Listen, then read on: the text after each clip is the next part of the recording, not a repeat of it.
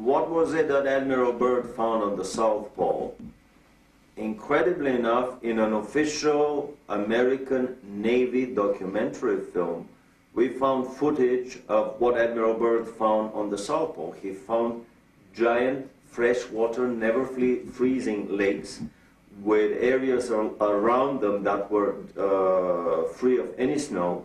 And in that film, we show footage of the Navy planes landing in these lakes. But even more so, he found, to his amazement, that his planes were disappearing very quickly. A lot of his planes were attacked by anti-gravity devices that were operated by the Germans there, by anti-gravity saucers. A lot of them crashed into invisible barriers and disintegrated in mid-flight. This is an indication that the Germans had already perfected the force field shields, and they were up and operational around the German colony at Neuschwabenland. When he was retreating, basically the whole operation lasted for 1 week. They started at the end of February 47, and by the first week of March, they were through with the whole operation, and much earlier than scheduled, and they departed. And in an interview at Buenos Aires on his way back, Admiral Byrd made the incredible statement that the Third World War would probably be with an adversary coming from the polar regions of our planet, an adversary that has the ability to fly unobstructed from pole to pole. He was referring to the Germans at their South Polar colony at Neuschwabenland that were operating their anti-gravity craft with impunity and could fly circles around the globe, and of course would shoot out of the sky any of the attacking American planes. The inner terrestrials surrounded the entrance gates with an electromagnetic protective dome, which no being or weapon can penetrate. After all this happened, it became the greatest secret of mankind. It started ufology as we know it today. Indeed, there is a second humanity, an inner terrestrial race who had already built cities in the inner earth before the sinking of Atlantis. These extra and inner terrestrial races built time gates and anchored these cities on a higher subatomic frequency. After the great purification, these time gates will fall, and at different places there will be once again access to the underground cities.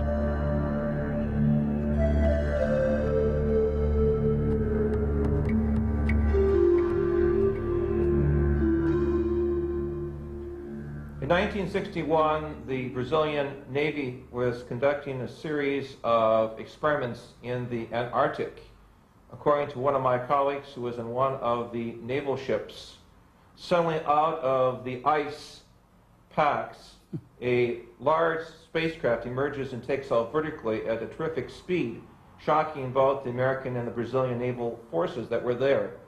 So it is clear that as late as 1961, we have official documentation from the Brazilian Navy that there is some other, emphasize other, underline this 3 or 4 times, life force or intelligence stationed at the South Pole, possibly to observe the scientific developments on the planet, possibly to observe the military operations and the forces of the East and the West in some type of Mexican standoff as the Cold War develops.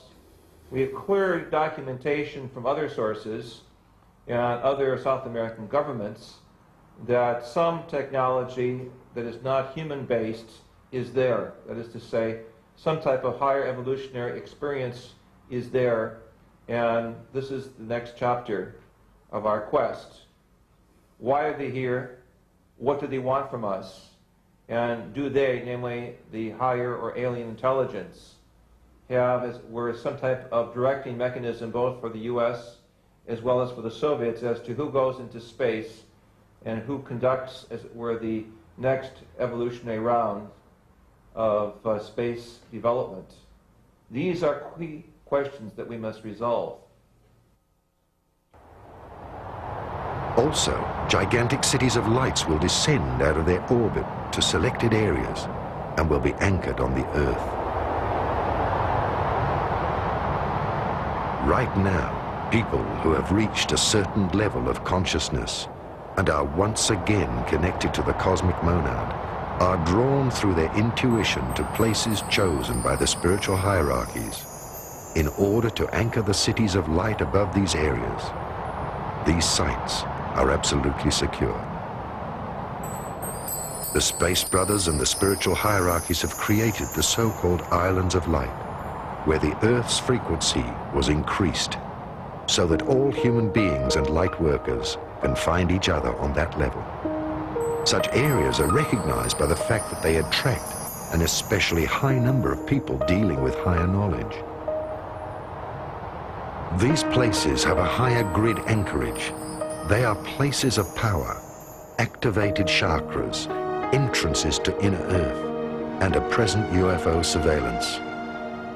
The Space Brothers are going to pay special attention to these areas when the cataclysms begin, because that is where the seed for the new mankind will be found.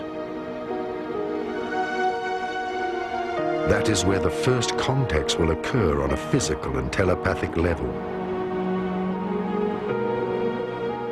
Many small and large centers, shelters of peace, will be established by spiritual people who live together, who work on themselves and teach others. To the new mankind, these sites will be study centers and the new initiation centers for the universal brotherhood. These islands of light are recognized by the fact that they do not belong to a certain denomination or sect, but that they are open to every reality, and that they know that many roads lead home. The highest goal is to increasingly live our lives and love ourselves. This time there will be no arch, because man himself is the arch. Again, as we raise the consciousness and we transform our body from a state of corporeality, which means this type of substance you see, and as our atoms and as our molecules and as our energies speed up, the DNA system is totally transformed into a higher octave and a higher frequency, so that there is a whole new strain coming in as a result of this. When we're passing through, for instance, the photon belt, there will be no darkness. It's all light. Everything in the body, then, of importance will be etheric in nature as opposed to corporeal or dense or density or whatever you see. Realities that we accept today will be no more. And so as a result of that, the DNA system and everything which constructs humanness will be changed, because we will now reach for a light body and will be of the light as opposed to darkness and corporeality. So any change that's signified today scientifically or biologically and what have you in the DNA is because of this infusion of new consciousness and new light, which of course is coming in at this point in time. Many of us are, many people already are largely light, although they keep the body of corporeality to do what they have to do here on Earth, you see. Many people are already in the fourth dimension. Some are aware and some are not. But that's where we all have to go. And of course, by 2011, as we pointed out, all of us have the option and the privilege, if we choose to do so, of being in the fifth dimension.